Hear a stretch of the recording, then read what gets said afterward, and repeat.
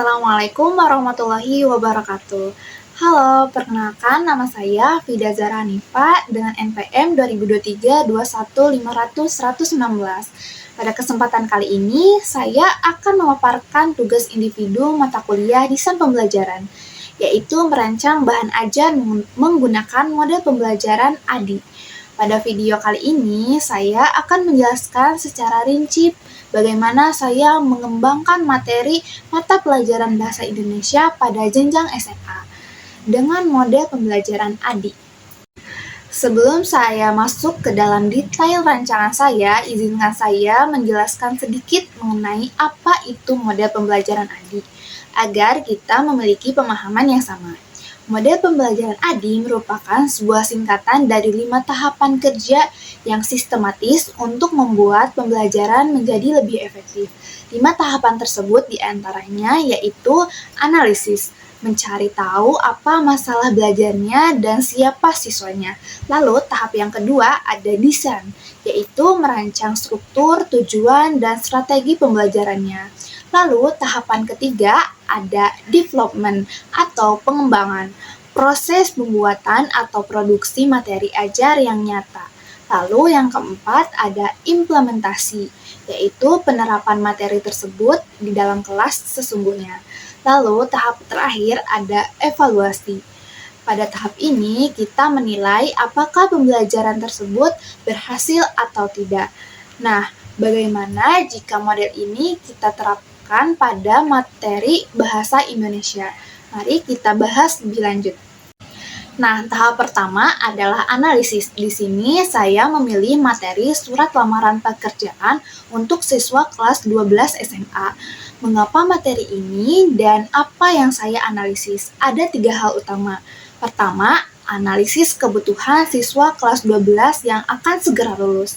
Kesenjangan atau gap yang terjadi adalah banyak di antara mereka atau para siswa tahu apa itu surat lamaran, tetapi mereka tidak tahu sistematika penulisan yang baku, penggunaan bahasa formal yang efektif, dan cara membuat tampilan surat yang menarik bagi HRD. Mereka butuh skill ini untuk masa depan. Lalu yang kedua adalah analisis karakteristik peserta didik. Siswa kelas 12 sekarang adalah Gen Z yang dimana memiliki tipe pembelajaran visual. Mereka bosan jika hanya disuruh membaca buku atau teks. Mereka lebih suka contoh nyata seperti video tutorial dan praktik langsung. Lalu yang ketiga, analisis kurikulum. Materi ini mengacu pada kompetensi dasar dan kurikulum merdeka, yaitu mengidentifikasi isi dan sistematika surat lamaran pekerjaan serta penyusunannya. Setelah mengetahui masalahnya, kita masuk ke tahap kedua, yaitu desain. Ini adalah tahap blueprint, yaitu apa saja sih yang saya rancang. Yang pertama, saya menentukan tujuan pembelajaran. Tujuannya adalah setelah pembelajaran, siswa mampu menganalisis sistematika surat lamaran pekerjaan dan mampu menulis satu surat lamaran pekerjaan sesuai lowongan kerja nyata dengan tata bahasa yang benar. Lalu, yang kedua, saya merancang strategi pembelajaran. Nah, di sini saya merancang penggunaan model Project Based Learning atau PJBL. Proyek akhirnya adalah siswa membuat surat lamaran pekerjaan berdasarkan iklan lowongan kerja yang mereka cari sendiri di internet. Lalu, yang ketiga, merancang instrumen penilaian. Di sini saya mendesain rubrik penilaian yang mencakup kelengkapan struktur seperti tanggal, lampiran, alamat, salam pembuka, isi, dan terakhir penutup. Lalu penilaian kedua adalah kebakuan bahasa sesuai EYD edisi kelima. Lalu terakhir ada kerapihan tata letak. Lalu yang keempat, saya merancang media. Saya mendesain agar pembelajaran ini menggunakan media video tutorial dan template digital di Canva agar menarik bagi siswa. Lalu selanjutnya masuk ke tahap ketiga, yaitu development atau pengembangan. Di sini saya mengeksekusi rancangan tadi menjadi bahan ajar yang siap pakai. Apa saja yang saya kembangkan? Pertama, bahan ajar utama berupa PPT. Di dalam slide ini, saya memasukkan materi inti tentang sistematika surat. Menjelaskan secara singkat bahwa surat lamaran itu punya struktur wajib, mulai dari tempat dan tanggal pembuatan surat di pojok kanan atas, lalu perihal dan lampiran. Masuk ke alamat tujuan yang terhormat, salam pembuka, lalu bagian isi yang memuat kualifikasi diri pelamar, hingga salam penutup dan tanda tangan. Materi ini saya sajikan dengan poin-poin singkat agar mudah diingat. Lalu yang kedua, saya mengembangkan LKPD atau lembar kerja peserta didik. Pada LKPD ini berisi panduan tugas. Saya buat supaya siswa bisa latihan menganalisis kesalahan pada contoh surat yang salah. Baru kemudian mereka menulis surat mereka sendiri.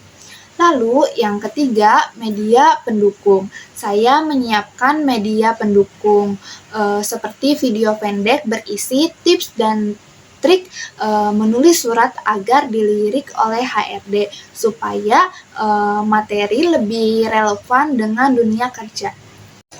Selanjutnya adalah tahap implementation atau implementasi, saat di mana bahan ajar yang sudah dikembangkan dipraktikkan di dalam kelas. Pertama, saya akan membuka kelas dengan pertanyaan pemantik. Saya akan menanyakan pertanyaan seperti siapa di sini yang setelah lulus rencananya mau langsung kerja. Ini bertujuan agar siswa merasa materi ini penting untuk mereka. Lalu masuk ke kegiatan inti. Pertama, saya meminta siswa menyimak materi yang ada dalam PPT dan video yang sudah saya buat tentang sistematika surat. Kedua, saya memberikan instruksi kepada siswa untuk membuka internet dan mencari satu iklan lowongan pekerjaan yang nyata. Ketiga, siswa mulai praktik menulis surat lamaran berdasarkan iklan yang mereka temukan tadi. Di sini mereka menerapkan materi tentang penulisan surat seperti tanggal, alamat, pembuka surat yang santun, dan lain-lain. Setelah mereka selesai menulis surat, saya masuk ke tahap kolaborasi, meminta siswa menukarkan suratnya dengan teman sebangku untuk saling mengkoreksi. Tujuannya agar mereka belajar peka terhadap kesalahan orang lain. Lalu yang terakhir, siswa mengumpulkan hasil akhirnya dan saya memberikan penguatan dan simpulan. Tahap terakhir adalah evaluation atau evaluasi. Di dalam model pembelajaran ADI, evaluasi ada dua jenis, yaitu ada formatif dan sumatif. Yang pertama, evaluasi formatif.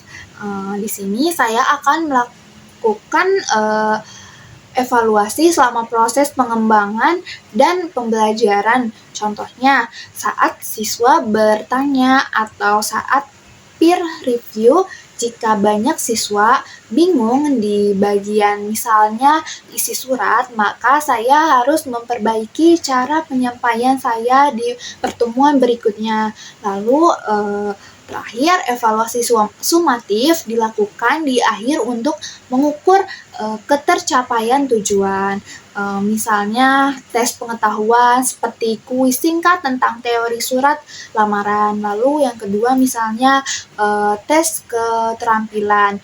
Produk surat lamaran pekerjaan siswa dinilai menggunakan rubrik yang sudah didesain di awal tadi. Jika misalnya 80% siswa mampu membuat surat dengan struktur yang lengkap dan bahasa yang baku, maka pengembangan bahan ajar ini dikatakan berhasil.